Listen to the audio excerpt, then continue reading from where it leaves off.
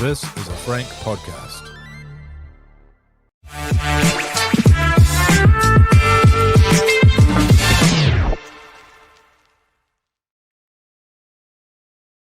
The Warriors Life podcast 2026, episode 35.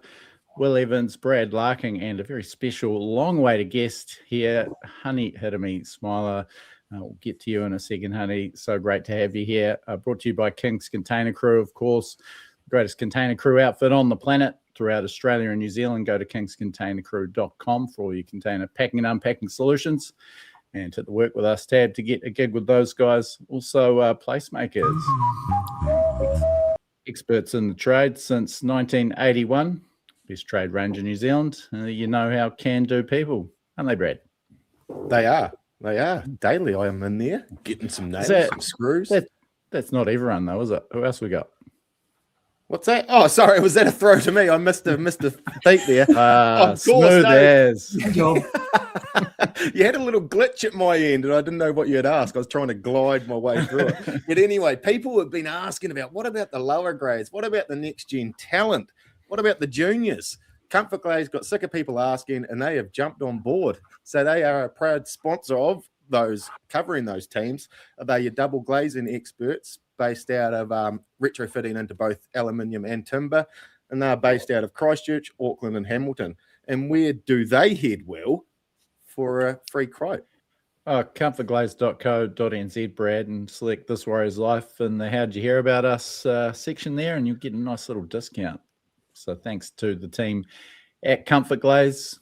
Now, it's all happening tonight. Canterbury Bulldogs will come on board to give us 5 double passes to give away. So if you're in Sydney, stay tuned and we'll have some sort of little competition. But thanks to the Bulldogs, very exciting. Coming into enemy territory and reaching out, putting the olive branch out. How good's that? Everyone knows our guest down there below Brad and I, Honey Hireme-Smiler, Kiwi Ferns rep from 2002 to 2020. Just talking about it off air. She was 39 when she played her last test. What an absolute machine. World Cup, 4 World Cups, team of the tournament, and all 4 player of the tournament in 2013. New Zealand captain in that one and co-captain in 2017.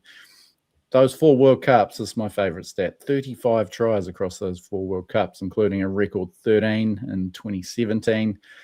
All sorts of awards. We could be here all day running off Honey's list of achievements, but also a Black Ferns rep from 2014 to 2017, member of the New Zealand Order of Merit for services to rugby league in 2020. Now, obviously, Sky Sports panelist and commentator for both codes. You're doing a tertiary study, New Zealand Rugby League Board, chairing the New Zealand Rugby League Awards Committee, which I'm lucky enough to be a part of with their ambassador for various causes. So thank you so much for squeezing in 45 minutes with us, Honey. What an intro. All right. I told you I was no good at stats, and you just reminded me of a whole lot. But the one that sort of stands out is the 39-year-old retire, which makes me about 40 plus years old. Is probably the only stat I'm actually going to remember with my age. Thank you both. Thanks both for having me. I'm looking forward to it. I'm a regular listener on the potty, so yeah, I love listening to you guys chat every week. But, Jesus, that was a list. Can you not just save a couple of accolades for us, Honey? Far out. You got what up a fair few accolades in your life so far. Well done. Yeah, certainly the GOAT of women's rugby league players, if you ask me. And great to see you on the coverage and covering both NRL and NRLW. So we've got plenty to ask you about. You're obviously a foundation St. George Illawarra Dragons NRLW player, and unfortunately didn't get the chance to pull on the Warriors jersey, but you were there at the club for a stint. But yeah, I guess first of all, guys, we're looking at the Warriors win over the Dragons. Bit of an ugly one. Honey, you were there sideline for that one. I might get your thoughts on it first. 20-12. Pretty a tad lucky in the end, and a very scratchy performance. Just a couple 2 points that we're just happy to get away with in the end. Yeah, I agree with you. It's very wasn't the prettiest performance, I think, in terms of the season. But when it comes to when you're thinking about July footy, it's those kind of ones where you just got to find a way to win. And I spoke with Aaron Clark afterwards in the interview, and he was of the same thought.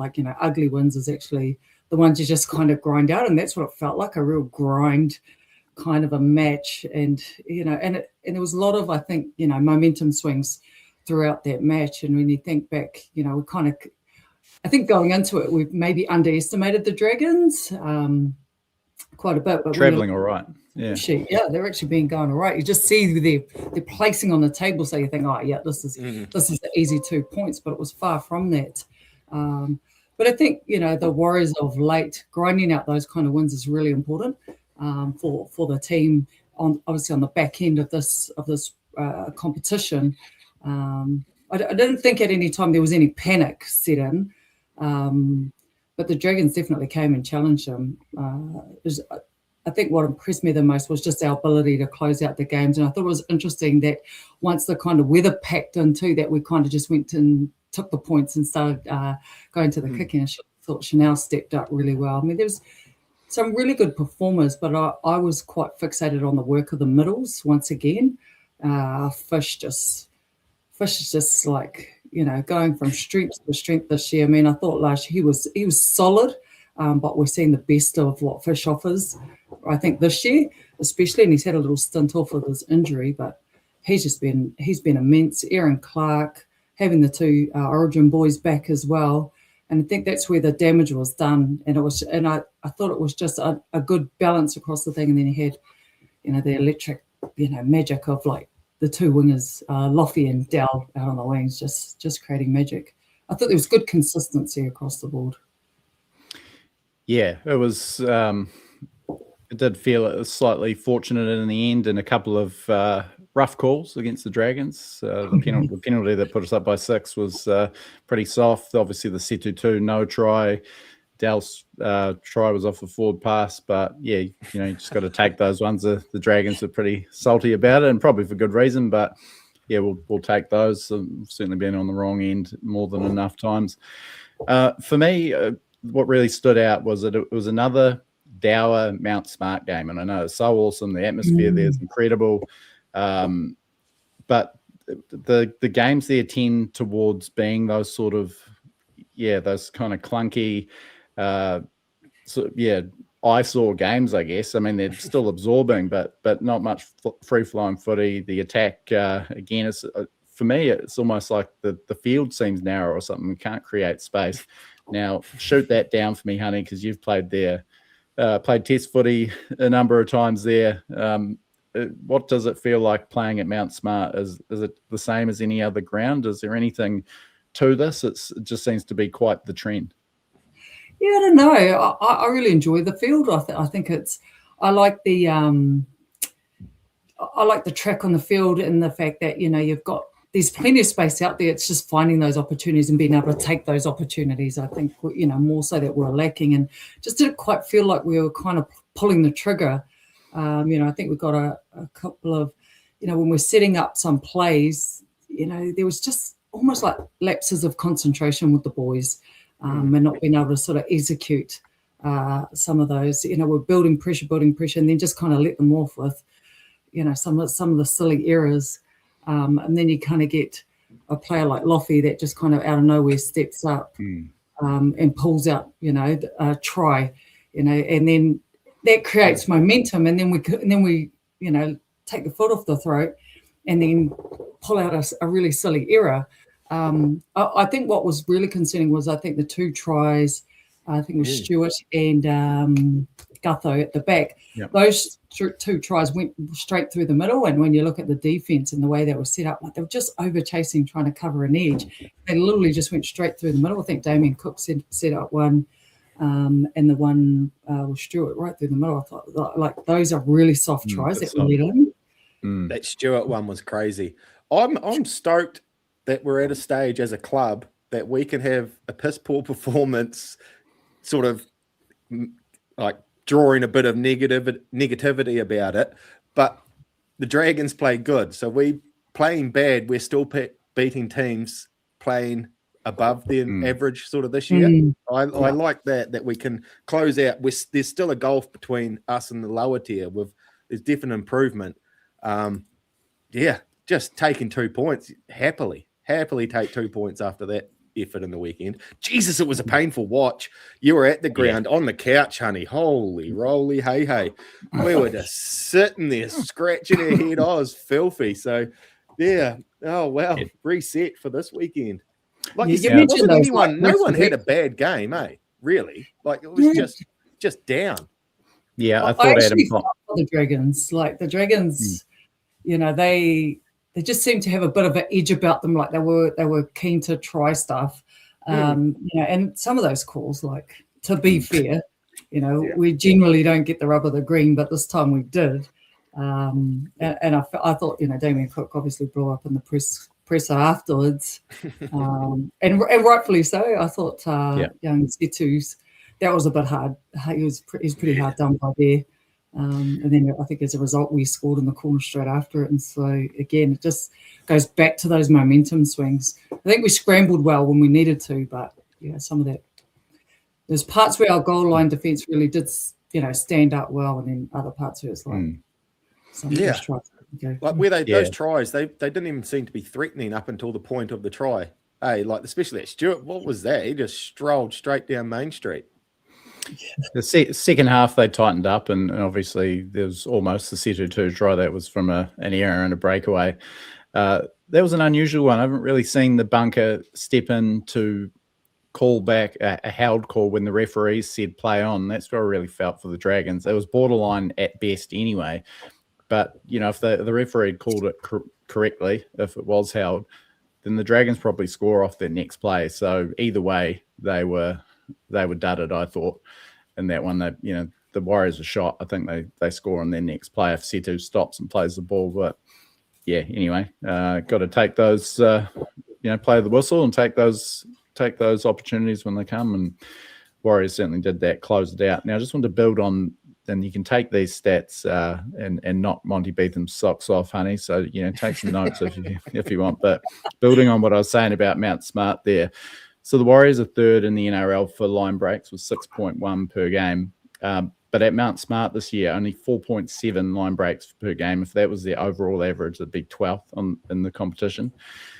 Elsewhere, every other ground, there's 6.5 line breaks a game. The best overall average in the NRL is South Sydney with 6.2. So we're making holes all over the place everywhere else, just not quite finding them at Mount Smart. So I don't know if it's you know, maybe we're getting all these night games at Mount Smart. It's a bit Adam Dewey out there, and I went back to look at those big wins we had in the first two rounds, the highlights, because 7 tries in each, but not a hell of a lot of line breaks. 3 tries from kicks in both games. It was an intercept against the Raiders, and otherwise sort of punching holes on the edge and playing through the middle. So maybe, you know, that's where they went wrong on Saturday, just that trying to play around the Dragons a bit too much, going wide, and when they hadn't really created the opportunity to go wide.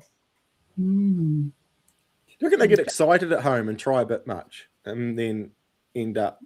Because there was one in the second, but I don't know, was it first half, second half, where Chanel started run it on the second tackle and almost, did he biff it out over the sideline or something? Like it was quite a flamboyant little play where we're 40 metres out. And it was like, oh, gee whiz, boy, if you just had held on it 2 more plays, would have had a better chance. It was like just getting ahead of themselves and excited. I wonder if that's it. Are you trying to get a new stadium or something out of this, Will? What are you saying, mate? What's wrong with the joint? Give them a roof, I reckon. Oh, yes. Yeah, you'd love it. Now, as you said, Brad, there wasn't really a poor performer. I'd say maybe the exception to that was Adam Pompey again. Nice try early on. Couple of poor moments after that over the sideline. A couple of poor passes, one which led to that Setu moment. Honey, the centres there's been a lot of talk around the centres. You played a lot of centre in your career. Bit of insight on how difficult the position is to master, and I guess how our guys are going at the moment. Yeah, look, I think people underestimate, like it is a specialist.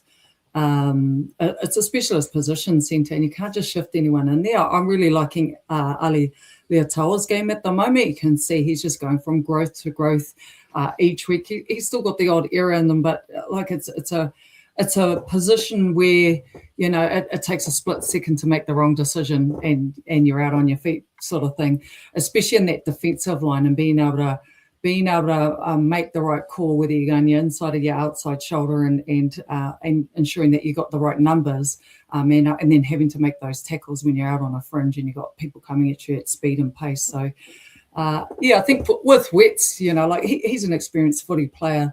For me, I find like I don't see urgency, like, and whether that's just his. How he is, it could be just part of his personality. He's not someone that really like puts himself out there. Like you can see, you can just like Dallin, for example, he just oozes hunger and determination and, everything about him. When he's coming off that back fence and yardage, you can just see his body on the line, all in everything. Wets maybe has the persona of a little bit cruisy, and he's got the skill factor and he's got everything about him, and all of the physical attributes, but maybe it's that, and whether that's a mindset shift or whether that's just how he is and that's how he plays it, I'm not too sure. But you think for all the experience, he's you could tell me 100 plus games surely by now in the NRL easily. I just wonder when we're going to see maybe that change in him, and that in terms of that real urgency is almost like what I want to see. Like if there's a loose pass or just who was it? I think Setu was made that break down the sideline you mentioned, and if you watch the chase back, it just seems like just far too casual for me, and I'm like, hey, he's just made a break. It's out on your left edge. Yeah, and get at it. Me, if I'm centre, I'm busting ass to get back there. I'm probably not going to catch him, but at least, again, it's that effort. That's where those kind of effort plays come in. Like what you've just said there has been the confusing thing about Pompey for us for a long time now as well. Just the way he carries it. We think he is just a chill, so he's got more of a target on him because he looks so relaxed. It's so hard to work out if he's trying or not trying, because he looks like he's naturally not trying the whole time. Yeah, he's a hard person to gauge, Real hard. His brain could be going a million miles an hour for all we know, but yeah, it does just have that sort of laconic way he carries himself, and I guess that just magnifies those sort of errors or those subpar games. But yeah, it's an ongoing interesting position on the team sheet where everything else is pretty much settled. It's the one spot that does seem potentially vulnerable if there's a better option. When did he start playing regularly? He must have been around for a while now, has he? Yeah, late 2019 he came into the team, and he's pretty much been there as a first choice more or less ever since. He hasn't really had a lot of injuries. He hasn't really been left out that much, but yeah, last year is great, but this year it just hasn't quite come together for him week to week, I don't think. Yeah, that's a decent sized sample to work out, maybe. We've seen how good, and as good as he is, I think this quality of squad now would just need, I wouldn't mind just another little tier level up from that skill level at centre, just to go off the back of what those forwards are doing. It's not that they're not good enough, but look what the forwards, the state of that forward pack now, best in the comp. I'd love to say the same about our back line as well, but it's hard to envision that at the moment.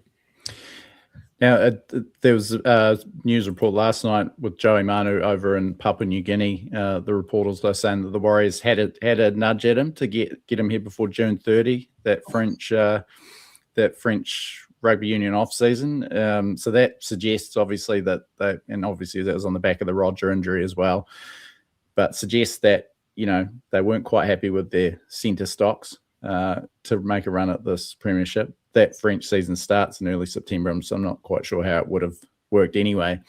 But nevertheless, if that's accurate, that's a pretty tantalising thought that could have happened, having Joey Manu out in the centres. That's the kind of guy you want, capitalising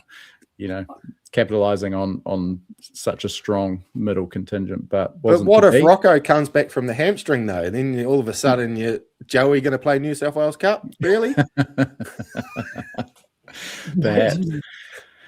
I saw that article now about Joey, heading over there, and I thought that was interesting because he was literally just and took it all, like a day before that, down at the local league down there. Obviously, he's a local boy. I'm from down the South Waikato ways as well, and I think like, oh man, that would just be unreal to have the likes of Joey Manu, back in, even like having him available for the World Cup would have been pretty amazing as well. Yeah, absolutely. Like that. Oh, then yeah, true. Warbrick coming back, coming home next year, eh? Once his ACL, Achilles, in the Achilles, weekend, yeah. So yeah, pretty devastating there. We just can't catch a break with our. Yeah, you What's haven't that? done an Achilles, have you, Honey? I know you've had your share of serious injuries, but no, the Achilles are intact.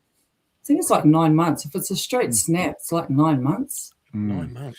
Yeah, if it's just if it's nice. Jeez, I'm not even. I was thinking of doing the math then, but way too hard at this time of day after being on the site all day, counting my rolls, looking at my measuring tape. Yeah, I'm done. Looking at probably a more impressive performance on the weekend, and you were there for this one too, Honey. The Warriors NRLW bounce back. Round 3, 42-4 over the Cowboys. Pretty dominant. So it took a wee while to get the scoreboard ticking over, but once it got going, they just blew them off the park. The star, obviously, Lavinia Tauhalaliku, 4 tries, NRLW record equaling a Warriors club record, beating Peyton Takimoana's 2 hat-tricks from last year. Her combination with Stacey Waka was outstanding. I thought she was great, sort of serving up those passes for her to give her the space, and then finishing off that, which I thought was probably her best moment, Lavinia's, that sideline break to set up the try for Stacey. But yeah, after a pretty poor showing in Canberra the week before, what do you make of that bounce back effort? Yeah, super proud, actually, to be honest, because they needed a response. You know, that game the week before against the Raiders was a winnable game. And I think there was just so much frustration leading into that with the late injury to Gale, having come off her debut, you know, here in Hamilton in that first round.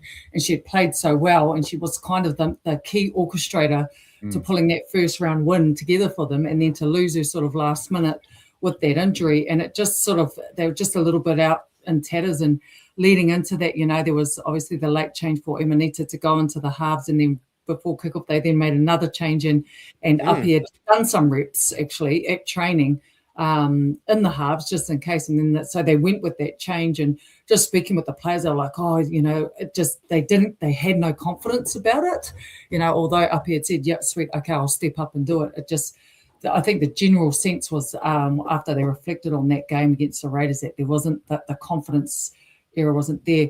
And I think Ronnie did the great thing by actually giving, you know, Emanita the keys to that number 6 jersey, because, you know, that left side obviously dominated through the likes of Stacey Waka, Lavinia Tauhalaliku, as well as Shakira Baker. I mean, she is right now the top back rower in the NRLW competition for men. I've played plenty of years of union with Shakira. Remember, she only started playing rugby league last year, and already like seeing her skill come through that I know she's had in the past from rugby union. I mean, she was a former centre, and I was her winger on the 15 side. Okay. And then we were both actually props for the sevens when we're doing the NZ sevens together. But like she's got great ball playing ability. She can actually play in there. And there was a couple of those tries where you see her, the way she actually moves as a back rower. She's a ball playing back rower, so she actually creates that 3v2 by getting on the outside of her half versus just, you know, in league we tend to just send our back rowers slamming into the halves. She actually uses her footwork and her ball skills, and she actually creates the overlap by getting on the outside of her half, and then, you know, setting up Stacey and Lavinia on the outside of her, and then you had Uppy coming around the back. Like, it was just really impressive to watch. Emanita, I think, was the key for me, though. Like, a couple of really good tries off her kicking game. I thought she really stepped up.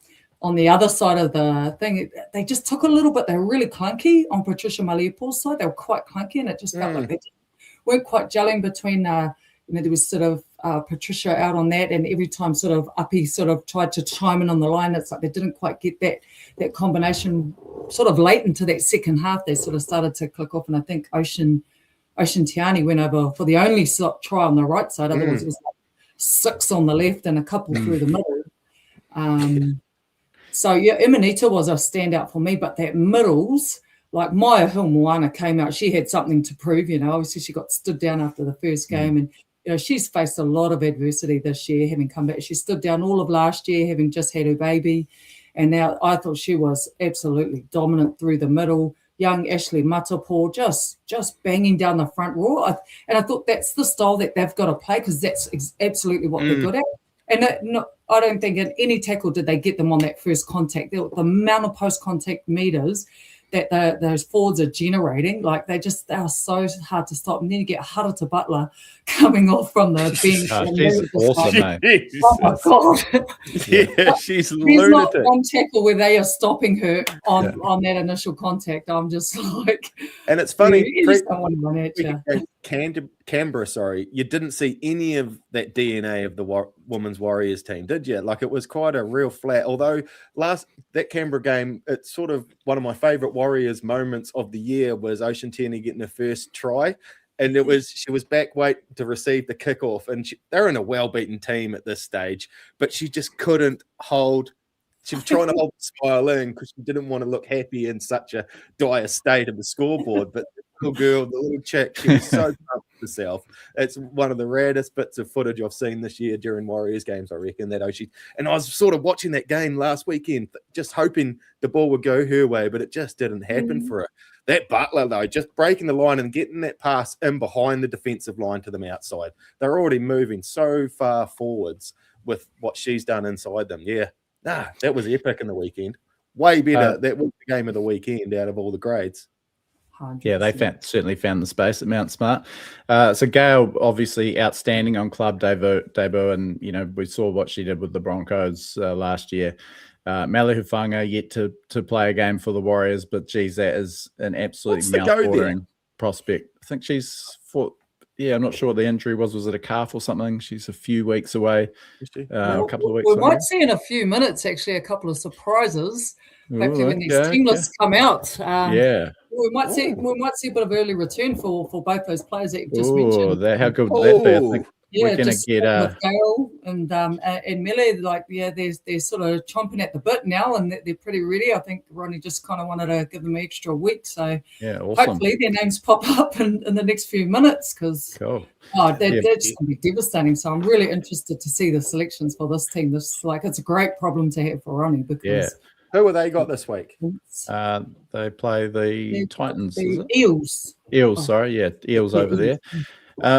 What do you reckon the ceiling is for this team this year with a fit Gail and Mele in the team, given what they've already shown, a bunch of strikeout wide, a great pack, because this is a team that can go all the way.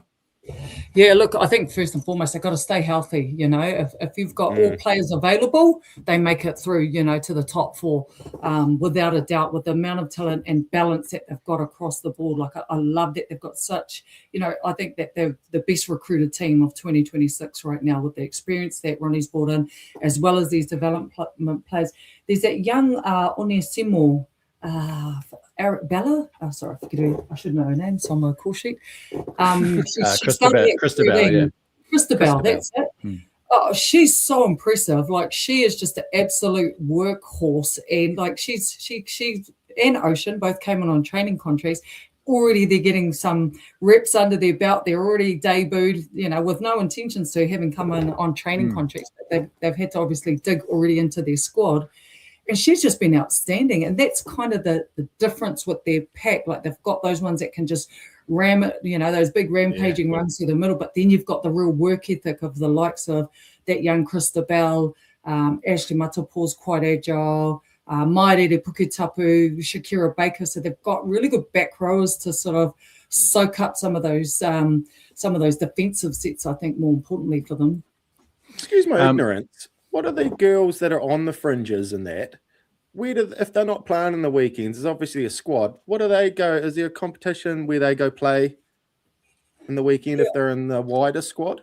Well, they're based up in Auckland, the bulk of the squad, and obviously they're training up there. Sort of, they're still obviously part-time, but 3-4 times a week they're training up there. The Auckland competition, the club competition, is about to wrap. Okay. So, I think for some of them, maybe they're dropping back into that competition and having a few club games. And then the championship and premiership will start to kick off, and, the likes of counties and may have them available. If they're not getting game time, then they could drop into that competition as well. Yeah, true. Team lists have dropped, guys, so we'll quickly run through. There's probably not too many changes to speak of on the NRL side, but we'll look at that one quickly first. How you going there, Will? Yeah, good, mate. You just click that Quick button and changeover. put that up there. Yeah, sweet. Put me in a nice. picture. That was crisp. Yeah, it was. Looks like we're 1 to 17. Won't waste my time reading all the way through, but everyone is there from last week. I'll just double check that. Looks like, yeah, Eddie and Marata rounding out the 6-man interchange.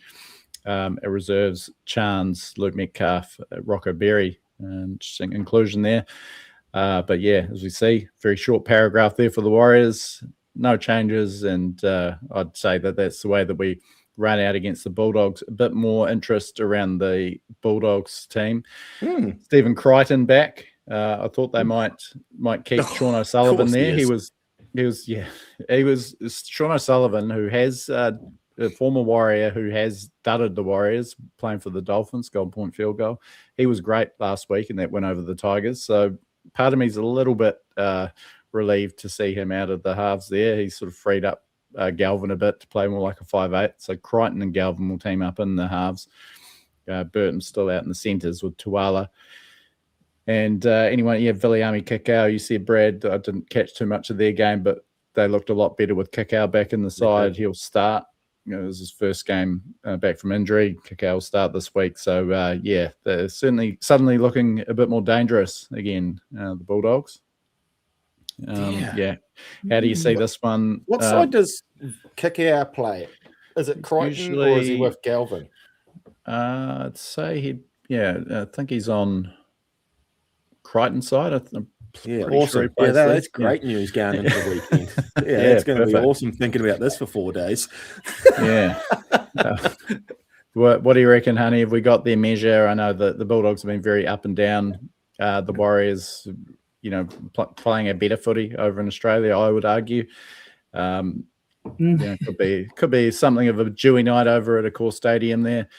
But, a good matchup and a tough one, I think, for a desperate Bulldogs team. They need to keep winning to stay in finals contention. We've sort of been, I wouldn't say we've plateaued, but we had a few losses there. Decent win over the Tigers, shaky win against the Dragons. I'd like to see a bit more from us this weekend. It's good to see the stability in the no change in terms of that 17, and then obviously going to our bench as well with Sam and Tanner. Demi and Leka, sort of being real solid staples in there. Be interesting to see if Marata gets some time in the pack, depending on his rotation. Do you think Crichton and Burton swap out late, though? It's almost like they've been.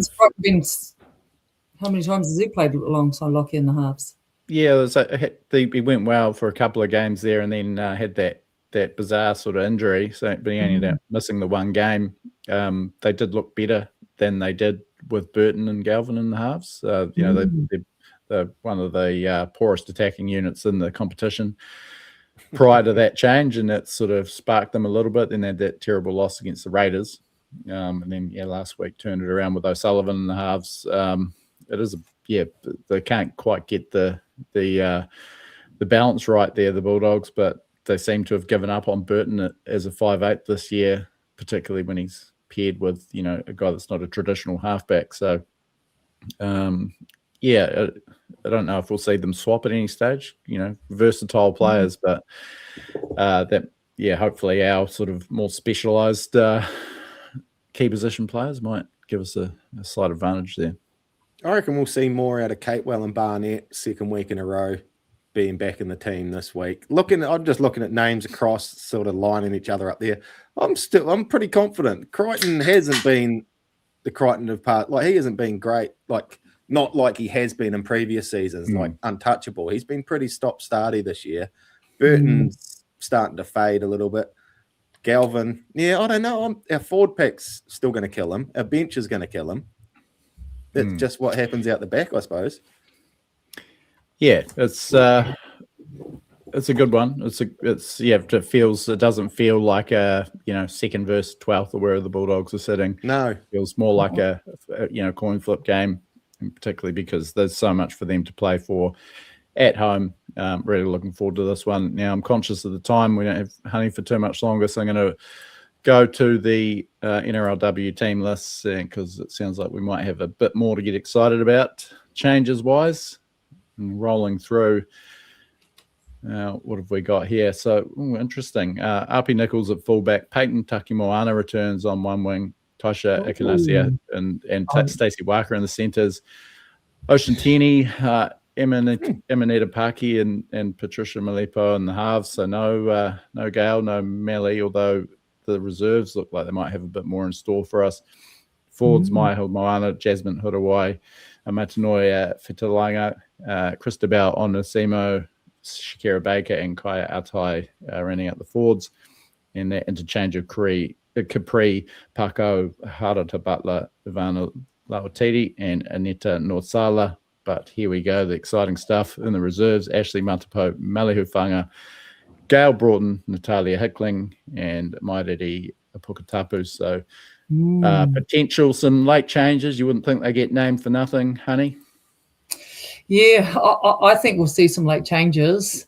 Chatting with, Gail and that in the weekend, they're ready to go. They're firing to go. So I wouldn't be surprised if there are some late changes. Interesting to see Jasmine Hurawai once again.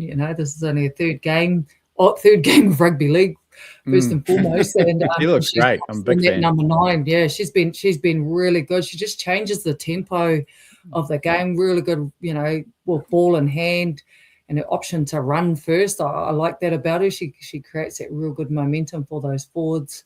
And see, there's that Christabel Onesimo that I mentioned. She's locking in a back row position, in that starting lineup. That's impressive as well.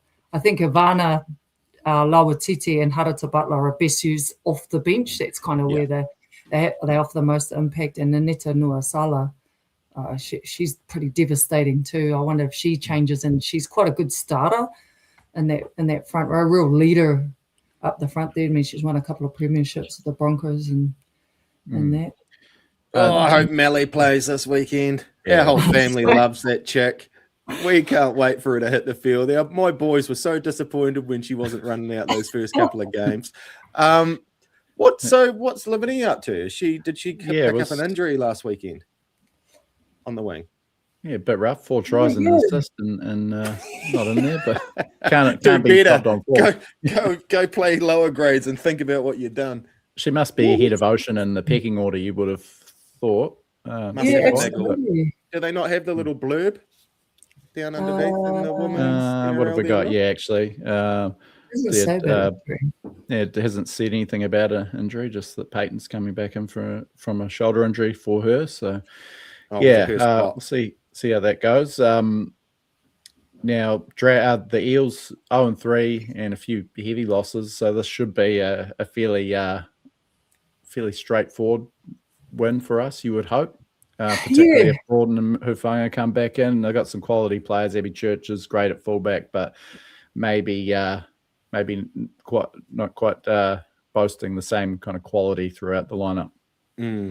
Yeah, I really feel for Abby Church. Obviously, she came from the Broncos off a real impressive season, was close to getting fullback of the year. If it wasn't for, Tamika Upton, she'd be right up there. But yeah, she's up against it with a team that's going backwards, and they just can't seem to really, like, the completions have been fairly poor. I see Kennedy Cherrington's still not even named. Is she suspended? Possibly. And then her sister there, Ruben Cherrington, she's been pushed to the bench. Their captain Mahalia Murphy, another Sevens convert, she's come out. She's tough, robust. Obviously the big Elsie Albert through the middle, PNG international rep. She scored a double. Who did they play? They played the Titans, I think. They got an absolute home. But I think Elsie scored a double. She was the only try scorer for them last week. Was of the highlights that I watched the game. I think I watched this one. Did they get a hiding from the Titans? Is that yes? Yeah, the Titans. I did watch a lot of this game. How perfect is this game, though, team? 2:00 on a Sunday afternoon. That's couch time, mate. Just an early nice. knock. Yeah, I'm going to light the fire and just doss down in the corner of this couch and watch some footy. No, good. It's a ripper. Yeah, we've only got. We're kicked out of the studio this week too, so we're not doing anything for the both games actually because the Oh, really? games they're are away. on. Yeah, Oh, well, kick back. This guy's Yeah, all nice. tied up. Yeah, the weekend sweet. Yeah, take the weekend off. Put your feet up, girl. Yeah, no. One to watch in that Eels team actually is that Boss Kapua. She's a local young player from Taupo. Got to play alongside her in the mid-century Stallions girls team. She's a talented player. Looking forward to seeing her get out there and see what she can do. One to keep an eye on the weekend. Talking about favourites, there's also Martha Mateli on in a wing there. She's from Canterbury, played for Sydenham Swans, and one of only a couple of Canterbury products in the NRLW alongside Makai Tafua's younger sister, Jadeka. She plays for the Sharks, but yeah, so we follow their progress pretty closely. Hopefully she has a good game too. We don't have you for too much longer, Honey, so I'm going to fire some questions at you. Obviously you were a pioneer in women's rugby league. You played for so many years when it was, got very little coverage, very little money, and very little exposure, and safe to say is pretty amateurish still. You were at the forefront when NRLW came in, just 4 teams in a 4-week comp. Now to see it grow to a 12-team comp, 11 weeks in finals. I mean, how do you see it now? Obviously still a long way to go before full-time professionalism, but positive steps made in a relatively short space of time. Yeah, look, I'm a huge fan of the game at the moment, and just seeing the evolution of where the women's game's gone. And I think, back when I started playing, we were just grateful to have an opportunity. I played, right up until 15 years old in a boys team, that being the only girl. And now, when you think about, young girls can now dream about becoming professional rugby league players. I dreamed that, but I always dreamed I wish I could be a boy because, I love the likes of Stacey Jones and the Wally Lewises and all of those kind of guys. I was like, I wish I could be a boy so that I could be like them. But when you see just the growth and the evolution of the game and the way it's being played now, like I think back to that first, those foundation teams back in 2019, I think the first NRL 4 teams. And then like now I'm watching the games and calling some of the games, and even just the growth in just that short time and the way that the game's being played has just been impressive. And it's a reflection, the biggest change being, better coaching, better pathways, the sports science is all there, the mental side of the game, and the professionalism is just growing, immensely. And then the depth is now starting to come through because of that. I just think I feel really privileged having to be a small part of that history, but now a responsibility to actually be able to give back, I think, to the game that gave me so much. And, I think remaining grateful for what I am, but really proud of now seeing these new players coming through and what they're being offered. Like, sometimes you suppose you think, we didn't get that and we did this and we didn't get that. I'm not that kind of player. I'm all here for it. Whatever the girls can really take this game to another level. It's just amazing, and it's better off for everybody. It's not going anywhere now. It's here to stay and going to grow. That's the cool thing about it. Whereas before you would, I love the growth. I love the game. I always say it, Honey, that it's like rugby league of 20 years ago. It's still a winger looks like a winger and a prop looks like a prop. It's got the big hits. All the men have ruined it now because they're all just one big B. But the women's game is it's real to me, I reckon. They learn it's all the basics of footy. It's just pure footy, I reckon. I love it. And I can't see it going anywhere, and only to grow even more. Hopefully it does. Anyway, that's what I wish for. Now, I'm going to shoehorn this in. I know you've got to go very shortly, Honey, but I have to bring up your book. And here we go. There it is there. It was awesome. It's one of the best. Yeah, there you go. One of the best rugby league autobiographies I've read, and there's some very boring ones. And, obviously you've got to have a good story to tell to make it interesting, but you also got to be willing to tell it. And you bared everything and told it all incredibly frankly. And I've found so much of it incredibly moving. You know, some tough parts of your upbringing, being a bit of a tearaway as a teenager, going through a few challenges, and being a bit of a little shit by the sounds of it. And you know, and then everything in adulthood as well. You know, your success in your sporting career, but also grief and motherhood and all that sort of thing. Your partner's illness. It was just a beautifully told story by yourself and Susan McFadden. But just if anyone gets a chance to read it or go out and buy it, it's so bloody good. But I just wanted to get a couple of quick thoughts on, you know, how you found the process of writing a book and, you know, putting your story out there, because it must have been pretty daunting as well. Yeah, you probably nailed it on the head there. Is that, you know, the Bateman's books, the company had been chasing me for a little while actually about doing this, and you know, I sort of just, I wasn't sure, you know, like I didn't really know how to approach it. And I actually spoke to a couple of the boys actually, Sione Famuina, you know, actually, because I had read his book and I really enjoyed his book and Dave Leteli's book, and I was like, you know, and they had, you know, different sort of upbringings but similar, and I was like, I wasn't sure how to approach that, you know, and how much I really wanted to share and how much I wanted out there, and also just the reality of facing some of that stuff, you know, there's sort of stuff that happens that you just kind of forget about and don't really want to bring up. So it was a real journey actually, and I thought it was actually quite a healing journey for me, being able to sort of sit with Susan week after week. And, you know, like I've said, I don't remember stuff, so I wouldn't say it's like a big rugby league book because I don't really know stats and things like that. I just remember moments and times in my career and what led me there and what didn't lead me to where I needed to be, and all those kind of trials and tribulations. I think it's more about sort of resilience and, you know, my family and the journey that sport's taken me on. And I just, you know, and it still sort of feels like I'm kind of riding that waka at the moment and paddling along that waka, because you know, they talk about having a lifelong relationship with sport. I just think, you know, me without some sort of involvement in rugby league is not going to be me. So it's real different now, obviously sitting in a boardroom and things like that and behind a microphone.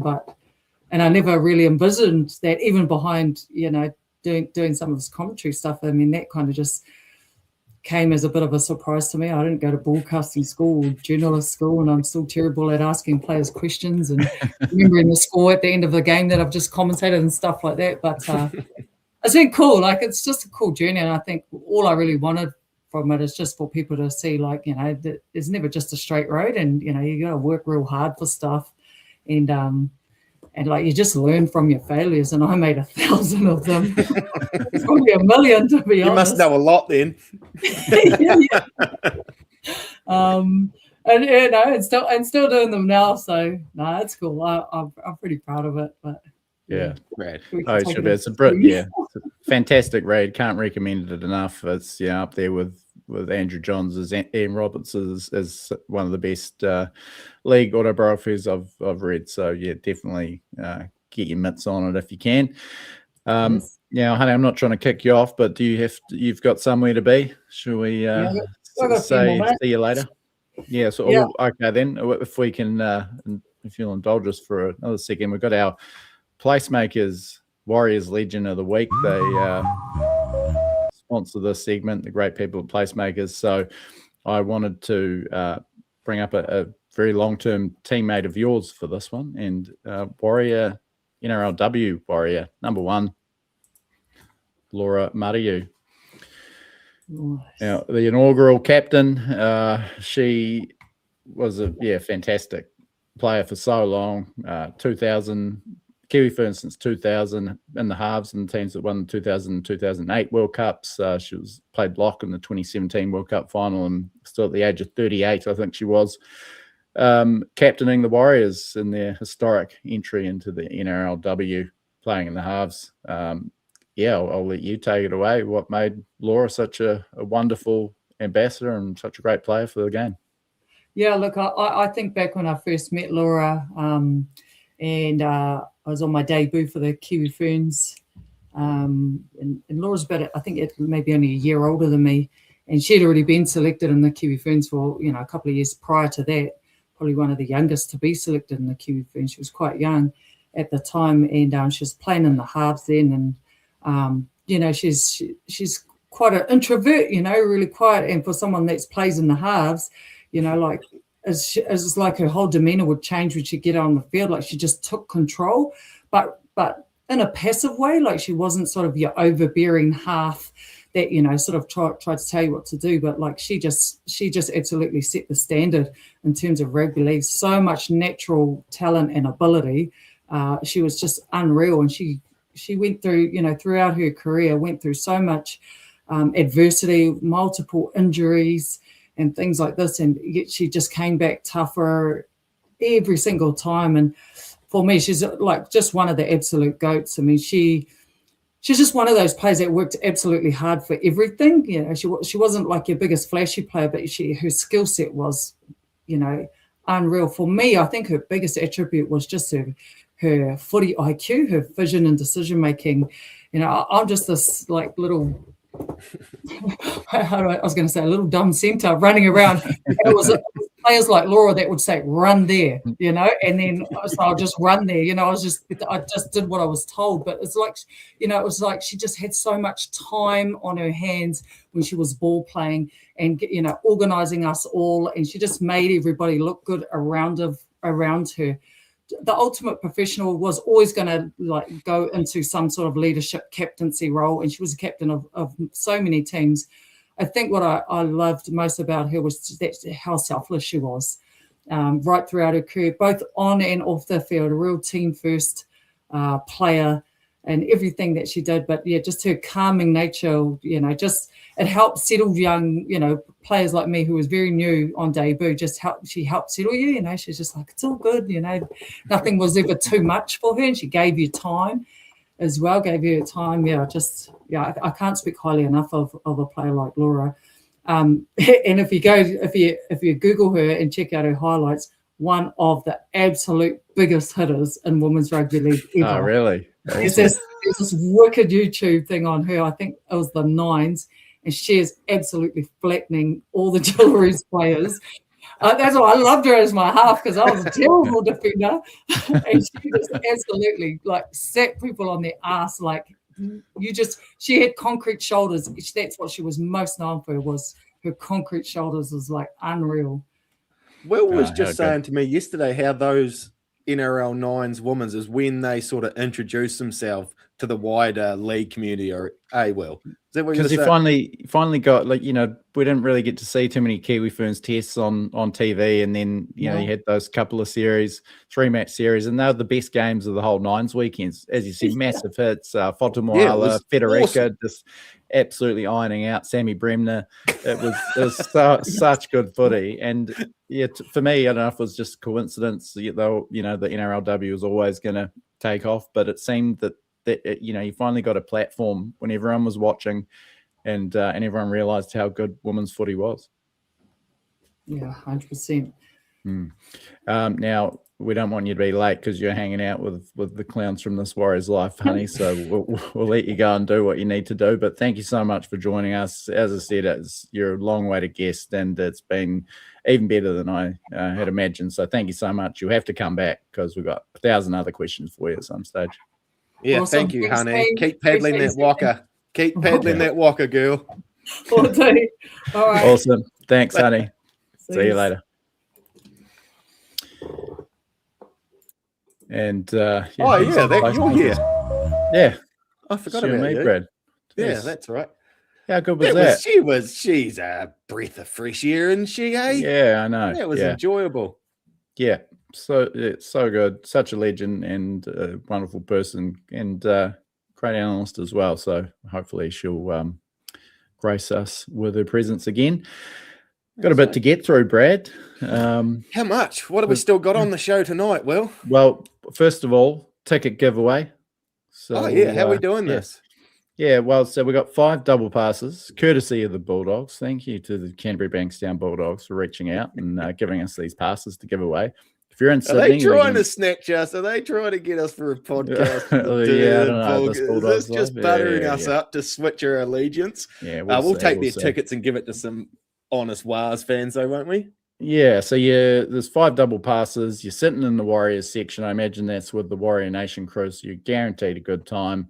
What is it, 5:30 Australian Eastern in Sydney, Accor Stadium. So if you want them, just answer these questions 3, and we'll pick the first winners. Question 1, which 1995 Auckland Warriors original previously played for the Bulldogs? Question 2, who's the only player to feature in a grand final for both the Warriors and the Bulldogs? And question 3, which future Warrior made his NRL debut for the Bulldogs against the Warriors in Dunedin? That's probably an easy one, but put your thinking caps on, send your entries in, and one of those double passes could be yours. Get into it. How good? Thanks, Bulldogs. And we'll announce those winners as soon as we get the first 5 correct entries through. Looking forward to it. Got to be Sydney based. Can they win them on behalf of? Yeah, why not? Yeah, make sure you're exactly. not going to sell them, not going to try and make a buck. You're going to have to. It's got to go to family, friends, and family. Get over there. Let's you're open going it to have up. But you're going to tell us who you're giving them to, and on photos of you with these supposed Sydney-based people. You have to have been with them for in the last 5 years. You've got a photographic, like you can't. Well, maybe it should be like when Vodafone bought 10,000 tickets to the 2002 preliminary final. Show us your passport. You're in. Oh, we won't get too tech, but anyway, answer those questions. I got one. Yeah, I got the middle one. Who have we signed for next year? No, future Warriors, and he went on to play for the Warriors after debuting for the Bulldogs against the Warriors. Oh, I can't think of that one. Oh well. Yeah, shit. I interviewed him actually. I was there for that. Interviewed him, and he was a lovely young man then. In Dunedin? Yep.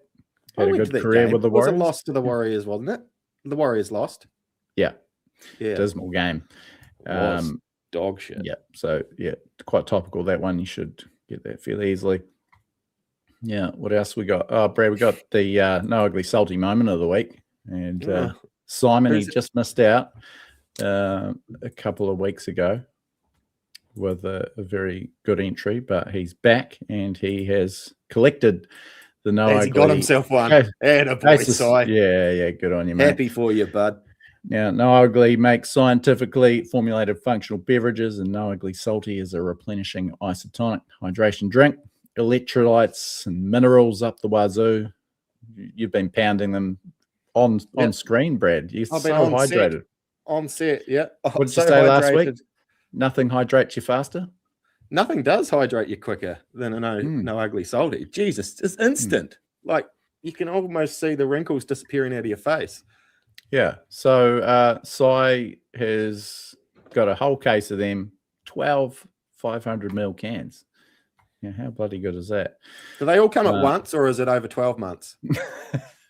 No, you get them all at once. So it's not like a subscription. You get a can each month. No. So subscription based, no ugly. Yeah. Out of it. And his entry, I'll read it out here. Very cliched a bit, Jamone, about the schedule is it'll never be perfect. But you know what makes Simon salty? Yep, but it's the schedule, namely having seemingly all of our games at Mount Smart Stadium at 7 or 8 p.m, making conditions very Adam Dewey. I thought you'd like that, Brad. And making for close run contests in games that likely wouldn't be if it was a dry track. He looks back longingly at the 4:30 Sunday Arvo time slot. Perfect for beers in the fading sunlight just as the floodlights are kicking in with the sun setting behind the west stand. Noting the irony that 50% of the time it's pissing down and you have to hide under a plastic rubbish bag. Long story short, he's just salty about the lack of afternoon footy at Mount Smart. It's not one to stay too salty for long, though, and he said, keep up the great work, fellas. So I'm guessing that's you and I, Brad. So good on your side. Well-deserved, might be you mate. and Fonz. Might be you and Fonz. I think where is Fonz? We've got to get Fonz back next week, don't we? Yeah. Well, someone's asking there if he's feeling better. He is. But with our special guest, we had to keep Fonz in New South Wales Cup for a week, and he'll be back next week, absolutely raring to go. And nice. What else have we got, Brad? We've got ComfortGlaze lower grade report. Thanks to the team at ComfortGlaze for allowing us to put a bit of focus on our lower grade teams. Win and a loss on the weekend. Good win. Well, yeah, pretty hectic win. The New South Wales Cup, 31-26 after leading a 24-0 lead slip. Dragons actually hit the front. Then we leveled up with a penalty goal, a Luke Metcalf field goal, which reminds us of his clutch qualities, which may be sort of lacking in our side at the moment. Then a late try to Rocco Berry from a bomb to seal it in the dying stages. But yeah, some good signs, some not so good signs. I mean, that big lead slip. The highlights look good in the first half, and Metcalf was it Fatialofa through a hole and then backing up to score. You had Luke Hansen setting up tries for Fatialofa. Jai Linane, an 80-meter runaway from an error, just showed his clean pair of heels again. Luke Lalili, good debut try for the club. Yeah. Did I hear today, Kalis Fatialofa, did he have some crazy clause? Have you heard this? Yeah, if he didn't debut before round 15, he's a free agent. Free agent. So whether that means he'll leave or not, I guess it means he's free to negotiate. He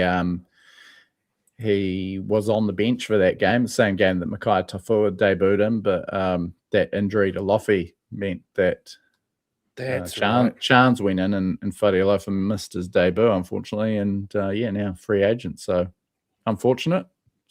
Real sliding doors stuff there if he does leave. But real talent. He almost went to Penrith, I believe, at the end of last year. So hopefully he doesn't go because he's certainly on the cusp. We're just flush for back rowers though, and you can't keep them all. So that is his path is sort of blocked still, and then Bishop Neal's sort of nipping at his heels in the pecking order too. So we'll see there. But who they got this weekend? I don't know. That seems like something maybe you could have researched. Yeah, I know. It was more of a, it's more rhetorical, more me asking myself. But we've also got the Jersey Flegg game from the weekend, 34-22 loss. Similar sort of, led a lead slip, but couldn't peg it back. They're up 16-12 at halftime. A few tries there. A really good try to Jack Thompson, after some great work from Brandon Norris. And then, the Dragons took control in the second half, scored 4 unanswered tries to put the game away. And Connor Bowden with a good solo try in the dying stages to make it 34-22 record. But so we slipped to 8th on the ladder, an 8-8 record. Time's running out to make the finals, their 5-10 final series. Warriors, New South Wales Cup team boosted their hopes, 9-8 they are, and they're in 8th as well, but only a win outside the all-important top 5. So it'd be great if we could get at least one of these lower grade teams playing some finals footy along with our NRLW team. Exciting stuff.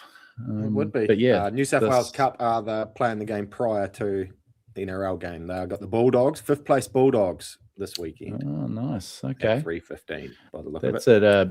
At Belmore, that one, by the looks of it, though. At Belmore. Are they going out Belmore for that one? Huh. The double header at Belmore. If you're not heading out to ANZ Accor, if you miss out on these 5 double passes and you're a bit skint, head out to Belmore. Watch a Bulldogs Warriors double header. Jersey Flegg kicking off at 1 p.m. and against Bulldogs, and then the later game. Quite a few Kiwi boys in those Bulldogs lower grade teams, including some Canterbury products. In the Jersey Flegg, you got Bronson Rubin, Northern Bulldogs Junior, and Sheldon Hayward, Linwood Cares winger. And the Bulldogs New South Wales Cup have got Sasai Alatini, Hornby Panthers. He's playing the centres for them. But Zion Mo, is it Zion Mo? He's just been tinkering away, I think, in New South Wales Cup for the forgotten Bulldog. Former Warrior. Yeah, bloody good. Yeah, but Brad, we sort of glossed over that game against the Warriors, Warriors Bulldogs NRL game. But how are you feeling about that one? What do you reckon? Do we get another Initially, win? I think we can get the win. I think we play to our opposition at the moment a little bit. It's like, when you play a game of pool against someone that's real shit at pool, and all of a sudden you can't sink anything because all their balls are in your way and that. I feel like that's sort of how the Warriors play at the moment. We'll still beat them in the end, but it's going to be painful. But I think our forward pack, like I said, Barnett and Capewell will be way better off for 2 weeks in a row in a team now. Tanner Smith, remember how was his first run when he come on? First drop on the weekend, gone. Yeah, I love him there. Dimitri was good, I thought. Lecker looked good when he came on. Laban was down a bit on form. He was, you did right. He was down a bit. It just didn't go his way. Like, it wasn't crisp with the ball, was it? It seemed, I don't know if the Dragons were up in their face or what was going on.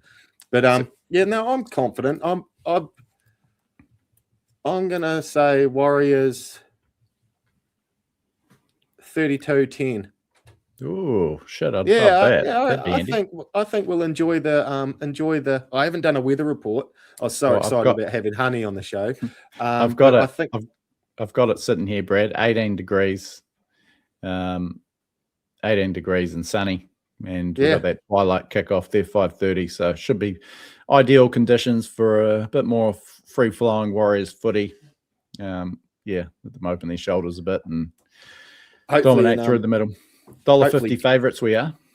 I was surprised. I thought it might be more of a an even money kind of deal in Sydney, and Bulldogs coming off a good win. Warriors a bit scratchy, but $1.50, Bulldogs 2.60. So hopefully Galvin and Crichton have their issues like they did a couple of months ago. They just start bickering again like an old married couple out there. Hopefully they sort of lose it rather than us beating them this weekend would be nice to watch. Yeah.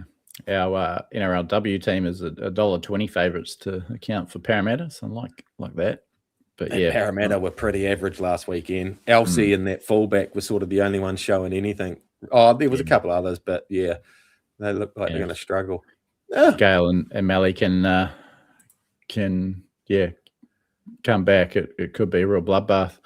Yeah, that's a must-watch 2 o'clock Sunday. Not many 100%. people should have an excuse not to see that one. Get amongst it now, Brad. I wanted to bring up the ladder because this is quite amazing, really. So between 1995 and the end of 2025, the Warriors had only 30 years. That's 30. 31 seasons. That only finished around the top 2 16 times in that entire 31 seasons. This season, we've sat in the top 2 at the end of 17 weeks. So we've more than doubled our total of top two positions on the ladder just with this season. In this one season?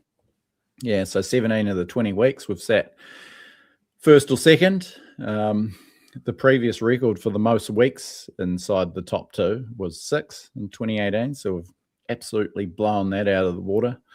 And staying in the mix, it's tight. The Roosters won't go away. Yeah, Sharks are going well in there, only a win behind. But the Panthers keep losing. 3 losses to Queensland teams from their last 4, and keeping that minor premiership door ajar for us. Yeah. Now, I'm starting to get less excited about playing finals footy at Mount Smart if they're going to chuck us on at night and be all clunky. But again, just first or second, get into a home qualifying final, a win there, home prelim. It's pretty juicy. You get 2 in a row at home, do you, like that? Geez, that place will be rocking, wouldn't it? I look forward to it.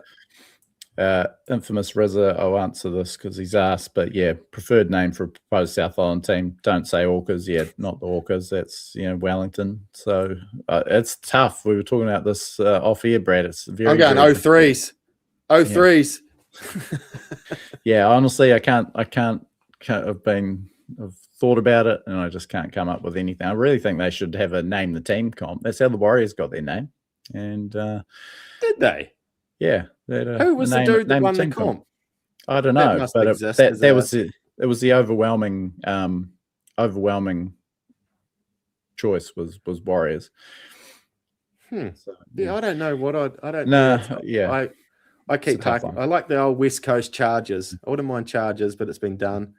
I think Giants maybe just taking a take in a name that you can kind of fashion into something. To do with the South Island. I like Giants, the mountain, Southern Alps kind of thing. Well, what about the Southern Alps? And we're just like, you got a mascot that's just a mountain range. It's the big triangle. Southern Alps. Triangle. Yeah, it could have a bit of traction. But NPR 688 has asked, where do we send our answers for the ticket comp? Drop them into the messages on Instagram, Facebook, or at thiswarriorslife.com. Anywhere. Just go to one of our socials, send a message, and I'll get it. You make sure you get all those answers right, mate, or else it'll just get big. You don't come in with half-ass answered. You got to get it right. Yeah, well, you Good could. luck, You could go snail mail, but you might be a little bit late. Send it. Give them your address. I've got your address. I'll give it to them. Hang on. We don't want more fans hanging around outside the front gate, Brad. They still occupying that verge at yours, are they? Yeah. Yeah. It's been a bit of a sit-in after some controversial takes. Garen Luke reckons the Rangers. Yeah, that's not bad. I don't mind that. I don't mind like quite a. I don't know if I want it to has to have super meaning to sound. I don't mind, your Rangers, your Giants, your Blahs, like something that's sort of been used a little bit. There's not that many. Warriors is great, and it pertains to a multi-heritage and everything. It's fantastic, but there's heaps of clubs that have nothing to do with England's with nothing to do with their region. Cowboys. There's no Cowboys in North Queensland. It can't have been too many Vikings in Canberra. No, exactly. Ravens. Isn't it landlocked?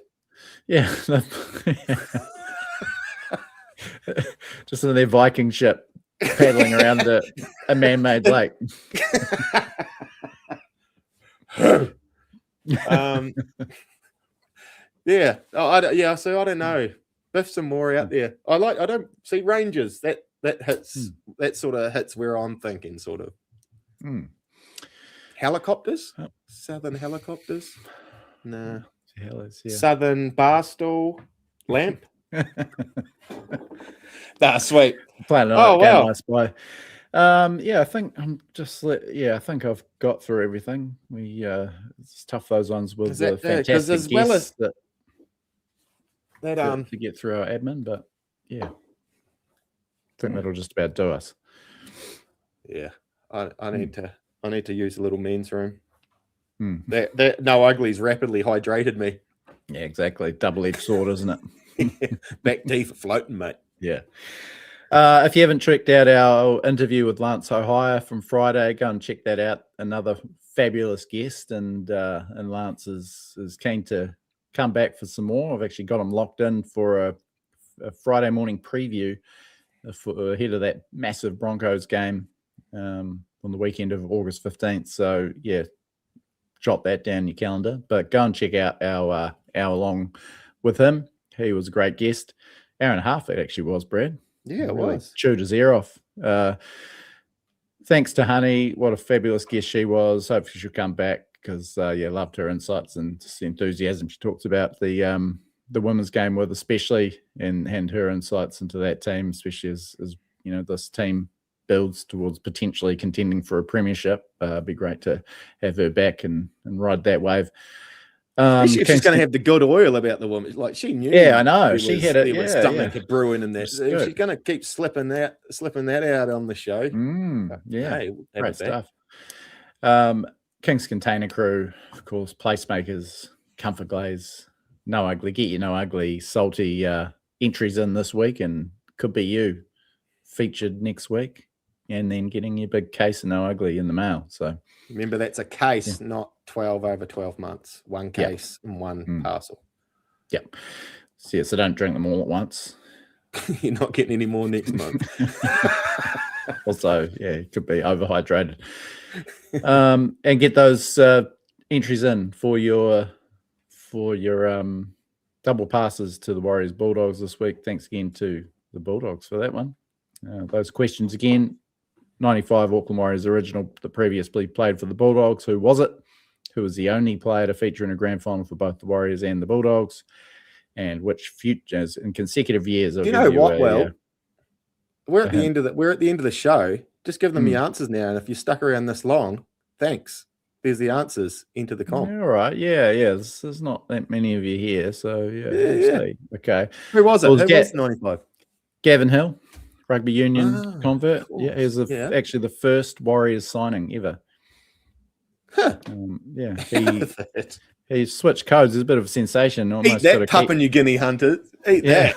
We got bloody Gavin Hill. Yeah. Stick your Jerome Luai.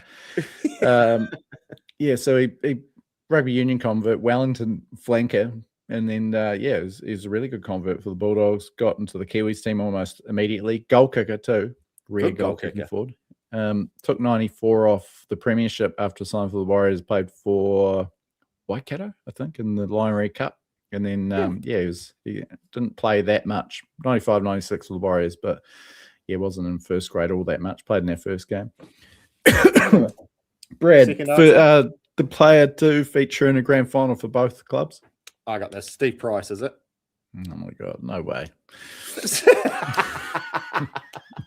Said it was such conviction. Oh, Chris Nanu? Yeah, there you go. Yeah, I did. I just thought of the best Bulldogs. Yeah, I didn't think of the actual question. Yeah. Chris Nanu. Future the future Warrior who made his, and the wording of that's probably a bit ambiguous. So that a player went on to play for the Warriors who made his NRL debut for the Bulldogs against the Warriors in Dunedin. Chris Nanu. No. Who was that one? Not Gavin Hill.